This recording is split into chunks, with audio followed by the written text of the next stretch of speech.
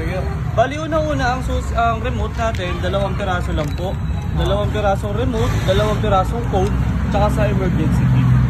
Apo. Itong remote natin, once mawala to, wala na tayo makukuha sa amin.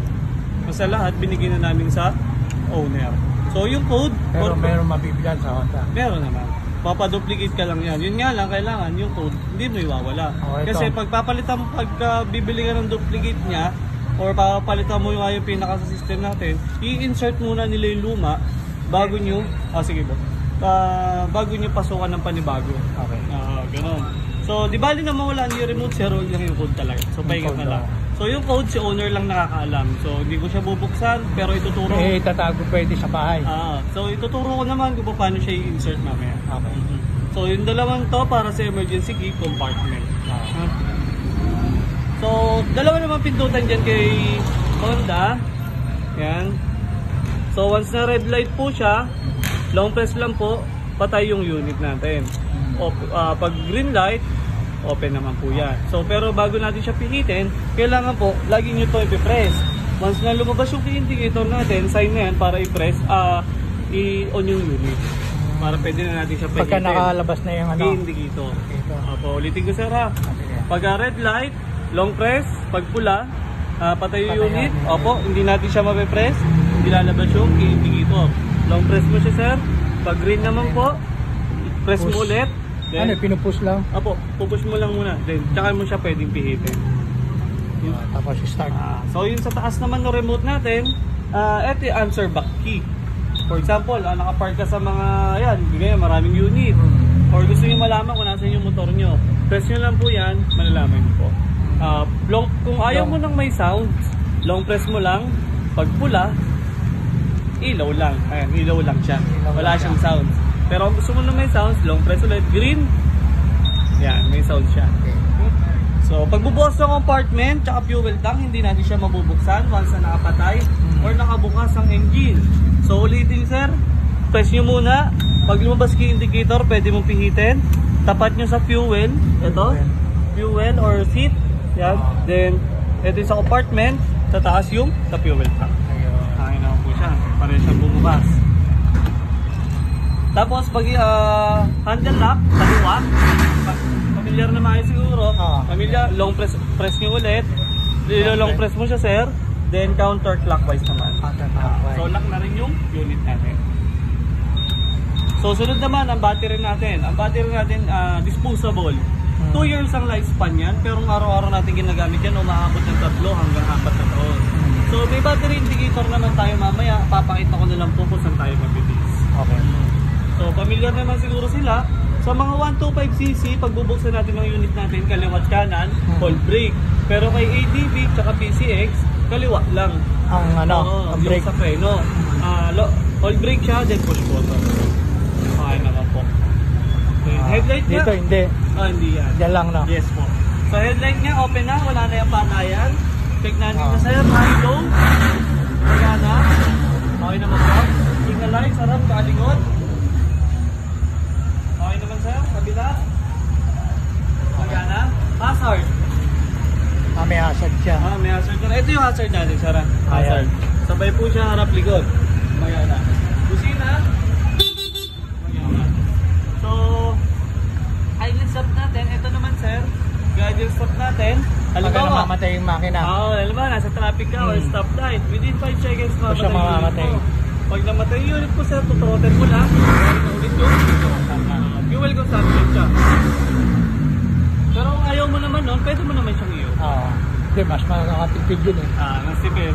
So, first change oil pa rin. First change oil natin is first 500 km. 500 km. Kung madalas natin siyang gamitin. Pero kung hindi naman po, 1 month. After ng first change oil natin, plus 1,000 km na tayo lagi. So, kay Honda, may tatlo tayong free service coupon. Unang-unang coupon ay motor trade na. Dadalhin na lang natin yung unit dito. Automatic naman na sa amin. Pero kahit sa ibang Honda pwede. Under ni motor trade. Pero yung first change oil dito pa rin. Dito lang talaga. So, tatlo ang free service coupon ni Honda. Unang-unang coupon ay motor trade na nga lang yan. Dadalhin na lang yung unit dito. Automatic naman na sa amin. Libre yung label. Pero yung tank, ikaw pa rin ang bibili. Second coupon, third, naka-indicate naman po yung kilometer or Oo. months kung kailan mo siya pwedeng gamitin. Good for 1 year po yan. Opo, sakop ng service coupon natin, check up, tune up, change oil. Pero kung may papagawa ka sa Mga motor parts, mo, paid labor pa rin po siya. Then, Hindi na mabubuod yung warranty pag may nag-ganon-ganon. pero may 1 year warranty. Yun nga, 1 year warranty rin pala tayo, wiring sa makina. Maganda nga, hindi natin ito papagalaw sa kasi Kaya- under warranty nga po tayo. Para mabubuod May na. base, gusto may patayin ng ilaw, Oo. yung lagay ng yung mini driving light. Oo. Possible tatamaan kasi yung wiring doon. Wait ang warranty na. Oo. Hanggat maaari, wag mo. Huwag muna. Kung sakaling magkaroon ng problema, dito na lang natin muna dalhin. Kaya nga. Apo. Sunod naman gasolina. Ang gasolina natin, unleaded premium, pwede magalo. Pero yun nga ginamit dito, unleaded. So, for activation, Pula, hindi pwede. pwede tayo magpula. Yun nga, for activation lang ang nilagay namin dito. Yung iba nagtatanong kung pwede ba magpula agad. So, siguro after ng first stage oil natin or yung break-in period natin. So, Pwede ano naman muna, ihalo yan. Bawa, ngayon, unleaded muna. Unleaded muna. Pero ang gusto mo magpula, after ng break-in period natin. Yung first change oil, 500 kilometer pa rin. Takbuhan natin sir, 40 to 60. Yun muna ang takbuhan natin. Kaya lang, hindi pwede travel sa labas na. Oo, Kasi wala pang oras. Wala tayo. 2 to 3 months ang ORCR. oras yan. Tsaka wala pang ano dito. Wala. Dati may for registration na binibigay. Oh, ngayon na wala. travel permit, wala na yun. Nagpabigay na si LTO ng memorandum na wala Bakit wala? nang Wala muna. tinanggal na nila.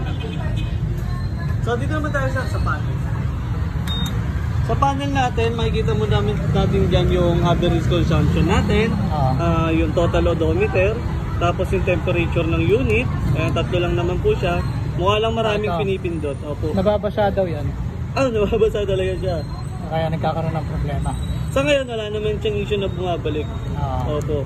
So, may voltmeter din tayo. Una, ito. Since sa taas, yung voltmeter. Diyan na tayo mag-base since fully battery operated na unit natin. Diyan ka mag-base kung ang battery mo ba is kung kumakarga rin din. Ito, 12 Opo, volts. yung may binga sa gilid. So, pag binuksan natin yung unit natin, aakyat yan dapat ng 13 to 14. Yan. Ibig sabihin, kumakarga yung Battery, So, pag binuksan mo unit mo, teach yung makit 13 to 14, discarga na po yun. Or mahina na yung battery. Sa pangalawa naman, nandito yung average consumption natin. Ito, up. Ayun lang naman yan. Tapos ito, left and right. Tapos yung average consumption natin. Kung gusto mo, yung fuel consumption pala, sorry. Diyan mo makikita din. Sa baba, total odometer. Pero may trip B tsaka trip A tayo. Yung dalawa naman yung trip A and B na yan, nare-reset yan. Halimbawa, gusto mo malaman yung mga line na pupuntahan natin. Isa-set mo siya. Long press mo itong right button, magbaback to zero siya. Bali dalawa po siya. Yan. Pero yun nga, tinatakbo mo sa araw-araw, nandun pa rin sa total na doon. Andito pa rin. Opo. Tapos sa orasan naman, pag i-set natin yung orasan, long press lang sabay. Dalawa. Opo, yan. Pwede tayo may military, 12 hours tayo mga military. May lagay mo sa 12 hours. Sa 24 hours. 24 hours. Minsan na tayo sa ganyan. Oo. Ayan. Pag i-set natin siya, iba ulitin ko sir, long press sabay. Tapos pag nag-blink na yan, pwede mo na siyang palitan. So, Doon mo na lang iset. Pang set. Anong oras na ba? Military. Ano mo? Ano na yun? 30. 30. Ano ba 130? 13, 20. Oo. Yan. Tapos 28. 28, 34. Yan. Then, tapos, meron tayong brightness. So, naka-level 5 po siya. Yan yung mga box-box na yan. Brightness yan. Brightness. So, level 5, 4, 3, 2, 1. Gusto mong labuan. Diliman pa yun. Pero standard yun talaga. Yung pinaka-madilim. Oh. Siyempre, madilim siya pag umaga. Hindi natin talaga siya makikita.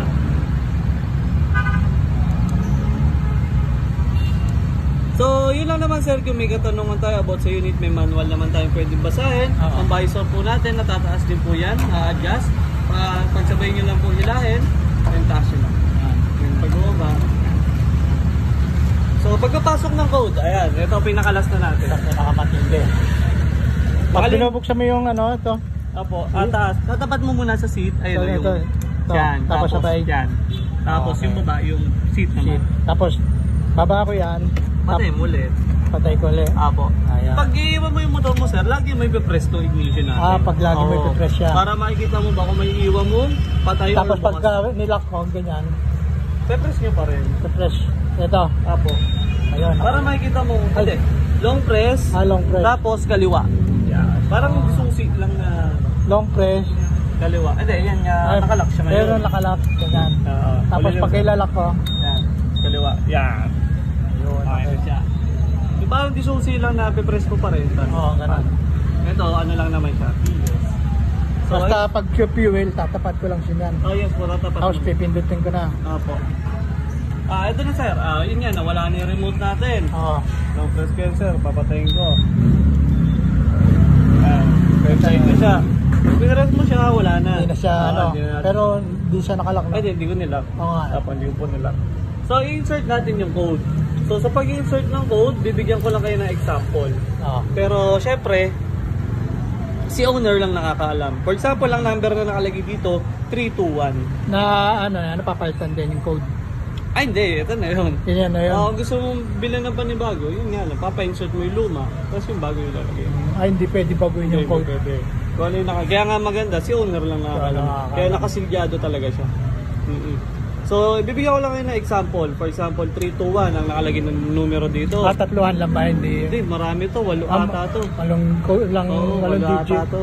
Walang digit. 8 digit to. So, example ko lang naman yon. So, long press mo lang siya, sir. To, long press lang. Pag lumabas yung key indicator, nag-blink siya, sign na yan para magpasok ng code. Isa pang press.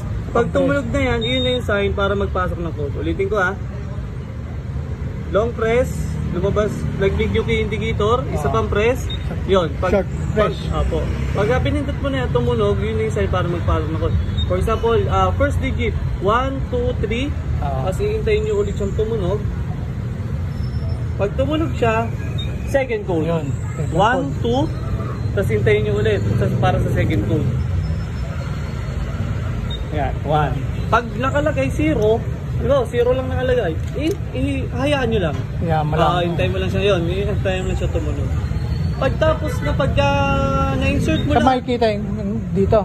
wala kang makikita dyan. Wala sir. makikita. Oo. Talaga papakinggan. So yung kung ano yung number, sa Kung pipindutin ilang mo. ipindot. Oh. Tapos, pag tumunog na gano'n, next code naman. Oh. Ayun sir, Ayun. once na magtama naman yung So gagayahin mo yung number ng code. for example, number 8. Kunyari mo dito, 1, 2, 3, 4, 5, 6, 7, 8. Next na code. Pero hintay mo yung tumunog. Apo, hintayin mo tumunog para sa next code. So, yun lang sir, once na makalimutan natin. Siyempre, medyo nakakalito talaga sa umpisa. Nakalimutan namin. Complicated May talaga. manual naman tayo pwedeng basahin or YouTube nga, mas mabilis. Oo. So, primary talaga kasama ng motor natin, 2 pirasong code, 2 remote, 2 emergency key, side mirror, warranty coupon manual, Ayun. warranty Basta coupon manual, nag-green, pwede na siyang boost. tapos ang tools natin.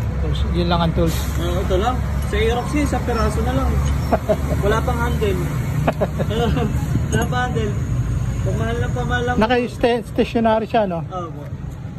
Galing, ah. Okay naman, sir? Hintayin na lang natin yung pinaka-resibo. Sa inyo po ba napahalan? Oo. May papapirma na. Thank you.